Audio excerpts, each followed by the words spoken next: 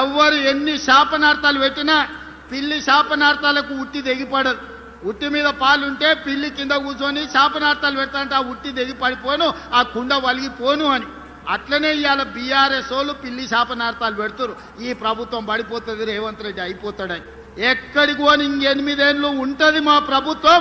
8 ఏళ్ళు తెలంగాణ రాష్ట్రాన్ని దేశానికి నెంబర్ 1 రాష్ట్రంగా, దేశంలోనే అత్యధిక ఉద్యోగాలు, అత్యధిక అభివృద్ధి, అత్యధిక సంక్షేమ పథకాలు చేసి దేశంలోనే నెంబర్ 1 రాష్ట్రంగా తెలంగాణ రాష్ట్రాన్ని అభివృద్ధి చేసే బాధ్యత మేమందరం తీసుకుంటాం. అదేవిధంగా కరీంనగర్లో పెద్ద సమస్య డంప్ యార్డ్ నాకు తెలుసు. అందుకే కరీంనగర్కి ఈనాడు ఔటర్ రింగ్ రోడ్డు లేదు.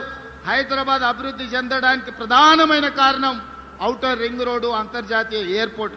అందుకే ఇవాళ కరీంనగర్కి ఔటర్ రింగ్ రోడ్డుతో పాటు వరంగల్ కూడా ఔటర్ రింగ్ రోడ్డు ఇచ్చి వరంగల్లో ఎయిర్పోర్టును అభివృద్ధి చేసి ఈ రెండింటిని కలుపుతాం.